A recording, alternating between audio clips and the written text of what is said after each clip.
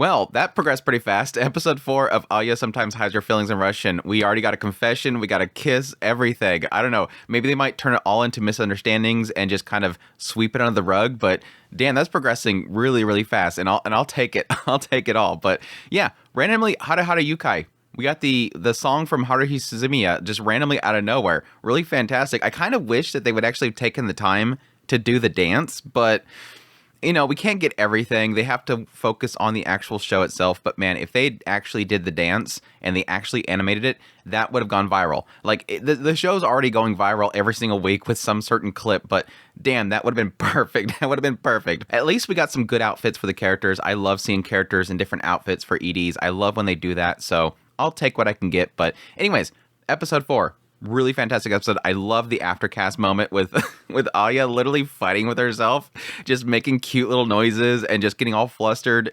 And yeah, pretty much rejecting herself. Like, if we can't have Kuze actually respond to what she said there, which kind of frustrates me.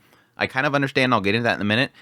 But if we can't get him to at least respond, I guess she's going to reject herself. But anyways, really good episode. Let's just kick it off from the beginning. Yes, opening up with Kuze, coming back with Masha. And yes, the president trying to get him to join. Now, it is a cool little moment because it is sort of the president saying, look, no matter what reason you have for joining the student council president or the actual council itself, it's not like you have to have some grand reason. Like, there's this expectation that I think Kuze has put upon himself why he wants to join or not join. And the president's kind of saying, I joined because I wanted a girl. Your reasoning is much more pure than mine. I just wanted to look good. And yeah, shows how much he kind of changed himself in order to get one of the most beautiful girls in the school. I don't think we've seen Chisaki yet. They might have shown her in the cafeteria, but I don't think we've actually seen her yet. But hopefully here soon we will. And she'll probably be another character that'll be another waifu of the show. But yeah, this all kind of shifts into Alya trying to resolve the issue between the soccer club and the baseball club, which was... my heart broke for the girl. Like, she's just sitting there and she just can't handle it, which is a massive growth point for Alya because she's acknowledging her biggest fault. She pushes people away too much. That's always been a problem, is that she pushed people away because they're not as serious as she is about each situation. And so she never meets people. And this is going to be her biggest flaw if she ever wants to become student council president. That is literally her biggest flaw. Yes, she's popular because she's beautiful and she's a hard worker, but she doesn't have the hearts of people. Nobody will follow her, and that's kind of leading itself into Kuze himself if he will follow her, which is a massive thing for her. But yeah, she's at least acknowledging what her biggest fault is. These people won't listen to me because I can't capture their hearts. Now, granted, after she breaks down, and yes, my heart broke for her, pleading for somebody to help me in Russian, and Kuze nearly leaving, Kuze knew that this was a growth point for her. This is something she has to experience. I can't save her all the time. She needs to learn this stuff. This is a learning point for her. He can't let it go. Again, most every single person is going to be hearing that and going, yes, I'm going to walk in there. I'm going to save her. Granted, when Kuze comes back in there, his fix isn't really that these people want to follow him or that he can capture their hearts or anything like that. He just knows people. That's really all it is. Alya is like, I can't do this because I push people away. Nobody will follow me. I can't capture people's hearts. Kuze's like, I know who captured whose heart in this room. He literally just knows that this girl over here is with that guy over there. And so whatever she says, he's going to go along with it. So I'm going to present something that allows them to say, yeah, this girl can go with them. And that will fix everything. And it's exactly what he did last time with the whole situation with Alya. He always plays on the boys wanting to be with the girls. The whole thing with Alya with the school festival, he said basically that he offered to assist the girls with their projects if they help with the costumes. And so the boys were immediately okay with that. Like, he didn't even have to ask them first. He's like, I presented it to them. They'll accept it because they're going to get to hang out with the girls. And this is the same thing. Well, I'm going to resolve this issue by saying that the guys can hang out with the girls. And immediately they're like, yeah, we'll play by the riverbank. It's so funny because, again, it's like Alya initially thinks that, man, he's just so good at winning these people over. He presented something that would never have happened. But anyways, yeah, he admits to it later on. But yes, this all leads into the president's keikaku. It was all according to keikaku for the president. Kuze joins the group. And yes, immediately that makes Alya think that he's joining to help So. And again, this kind of still sucks that she doesn't know that Yuki is his sister. Still to this point, she doesn't know that they're siblings. And so she's immediately thinking, oh, you're doing this because you like So. But no, she kind of fights back, says, look, I'm going to fight you no matter what. Even if you join forces with Yuki, I'm going to beat you. And it kind of puts it more into perspective with the manga and the idea that, yes, he's acknowledging this is why I kind of like her. Like, she's very determined. She's always fighting. This is what makes Alya great. And so he accepts to actually help her. So he got the running mate. We got our team up right here. I'm kind of curious at this point who's going to be Yuki's running mate if he's ditching his sister. That kind of sucks because earlier in the episode we had that brief moment where it showed Yuki basically calling for Kuze to always be at her side. It was like that little brief shot of saying, "You're always going to be at my side. You're my brother, right?" It kind of breaks my heart. All the Yuki fans are probably heartbroken right now because it's like, literally, you're supposed to always be at her side, and you're not going to be at her side when she becomes, when she goes for president. You're gonna join Alya's group. It's a hard struggle, man. It is a hard struggle. I fully understand. It's a hard struggle. But no, this flusters her. She just blurts out that she loves him out of nowhere, which there was a side of me that was like, why does this not shock him? Because he doesn't show a response to it, like when he's standing there. Now, granted, he does immediately get a flashback, and this goes to my theory that I had last episode, for those that missed that video. Essentially, the whole situation with Masha, her having the locket with his picture in it of him when he's a kid. Yes, the fact that Alya has the blue eyes that the girl has from the past. Neither one of them have blonde hair. My current theory is that the two of them were merged together in his mind because he was going through a very difficult time when he was younger. And so you take the blue eyes from Alya, you take pretty much the combination of silver and brown, which, I don't know, that's probably a stretch there to make blonde. But I'm thinking the two girls, Masha and Alya, in the past became one girl in his mind, because everything that he's recalling is the same with them. Now, granted, this girl from the past that had blonde hair always called him Masachika, never called him Sachan, whereas Masha calls him Sachan. But it's obvious that he's having these feelings with these two girls. With the last episode, when Masha was trying to comfort him, he said that it felt nostalgic. So my assumption there is when he was in the past and he was going through a hardship, she comforted him. Now jump to here, and now we have a kiss on the cheek, and we have her basically saying, "I love you." Suddenly, out of nowhere, he's feeling nostalgic again. He's recalling this girl from the past because the Alya in front of him seems familiar. So again, that's playing into my theory, and it's all kind of confirming my theory that both of these sisters went to that park, ran into him, and he learned Russian to talk to them. It's just he has merged them two into one.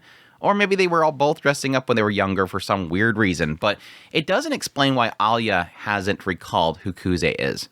Masha does, and that might be because she fell in love with him first and never wanted to forget him, whereas Alya kind of moved on.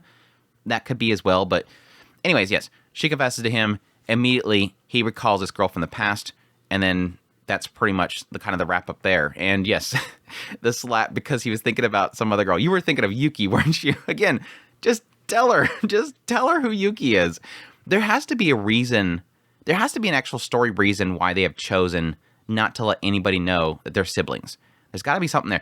It probably has to do with the fact that they both have different names because their families have moved on. The mother probably went and remarried or something like that. And there's probably a story reason why they're not wanting to reveal that, because it would probably essentially reveal that their parents had a divorce, and that's just really not something they want to talk about. So that's probably the story reason. But no, she realized that he's obviously got a little bit of a numbness on his cheek, so she goes over there and pecks him on the cheek. Now, the anime kind of plays it out like she cheek kissed him and didn't actually plant the lips. And so he's like, oh, that it felt like something else. In the manga, it puts it as that she admits that she made the kiss noise with her lips alone. She didn't actually plant the lips on his cheek. She just touched his cheek. So they kind of mean the same thing there, but it was kind of a weird thing because it said a cheek kiss, and it's like, what's a cheek kiss? I've never heard of a cheek kiss. And so immediately when I watched the anime, I thought that she was admitting that she literally kissed him on the cheek. But no, she's not wanting to admit that. She's just saying that I made the noise with my lips. Either way, it's like, damn, girl got bold. Girl went bold out of nowhere. She so badly wanted to kiss him, but doesn't want to admit that she kissed him. It's cute. It's cute. But no, I like the fact that at the very end is like, of all the times, any other time he's like, why don't you just say what you want to say? Why do you keep saying this stuff in Russian? Because I can understand you. This is the one time he's like, literally, please say it in Russian. Tell me which one it is in Russian because you won't tell me. It was great. I loved it. It was cute. But no, the aftercast, I love this little bit. seeing Alya just sit there, just girl geeking out. Like, she is just flustered to all get, just kicking her feet. Like, I don't like you. I don't like you. I don't like you. I'll never like you. Why did I say that? Why did I say that? But additionally, kind of trying to cement the fact that she doesn't want to fall in love because she has something to do. Like, she is dead set on, I need to focus on becoming the president now. And I can't worry about being in love. And plus, yes, the doubts that she has and the idea that if she does confess to him, he might reject her. And that's obviously going to be something that she's going to struggle with. Anybody that's in love with somebody is going to struggle with the idea that if I confess, are they going to accept it, or are they going to reject me? And can I take that rejection? But yeah, like I said, it was super cute. So you just squeeing, and like, it literally looked like she got like punched in the stomach by imagining him rejecting her. It's just way too cute. But yes, wrapping up the episode with Masha coming in and saying that she met somebody. She had a great little experience. She ran into Kuze, understands why she likes him. Again, Alya doesn't want to admit that she likes him, but Masha's saying, do something or you're going to lose him. Somebody else is going to come and get him. Now, I'm still of the mind here that Masha has given up on Kuze because she knows that her sister likes him.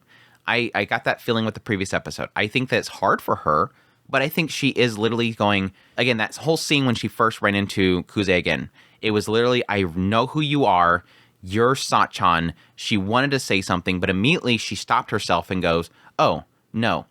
This is the one for my sister. I can't say that. I can't admit this. And she stepped back. And I think that's really what it is. And the sign later on of her comforting him is a sign that she still inherently wants to be with him. But I think she decided, I'm going to step back. I'm not going to do this. I'm going to let my sister have him. She is deeply in love with him. And again, I think it plays into the whole skip scene with Masha talking to her friends, saying that Alya has a problem with making friends and she's too brash and she pushes people away. I think that she's like, this is the only person that will be with her because she pushes people away so much. She's finally found somebody. I won't break that for her. This one person, this one shot she has. But I do think this scene is her saying, you need to move. You need to step up. I can almost imagine her feeling like, if you don't, I will eventually. But I still think that she wants to have Alya. She wants to push Alya. Please go, do it. But we'll see. It's probably going to be another 50 episodes of this show keeps going in an adaptation before we finally get that. But hey, at least, again, we got a confession, even though it was still in Russian, and a kiss. That's a big, bold move. Anyways, overall, fantastic episode. Really loved it. Still fantastic series. Again, no ecchi, but it is what it is. They had in the manga, technically, when Masha came home, Alya was in the bath, and so I don't know if that was in the light novel, because it's technically supposed to be based on the light novel. The art style is very different in the manga, but they did have a scene with Alya and Masha in the bath together, so that might have been like a nice little ecchi scene they could have thrown in here to keep the ecchi going, but it almost feels like at this point, I think they're done with the ecchi. Like, they use the ecchi to get people interested in the show, and then now that we've kind of established this, the ecchi's kind of going out the window, which is, yeah, sucks, because the ecchi was really good. I actually really enjoy the ecchi in the show. It's not too much. It's just enough. It's just like a little bit of a spice in there, but will live. It's still a fantastic show. I love the characters, love the chemistry, and cannot wait for more. So that's my thoughts on episode 4. Hope you guys enjoyed this video. As always, if you did, hit that like button down below, comment. Let me know what you think of the episode. Additionally, if you're new to the channel, make sure that subscribe button, skip my content. I need views, first impressions, top list. If it's anime, it's pretty much here. Additionally, if you like this content and you want to support channel more, I have links in the description below. Greatly appreciate what it does, and y'all take care.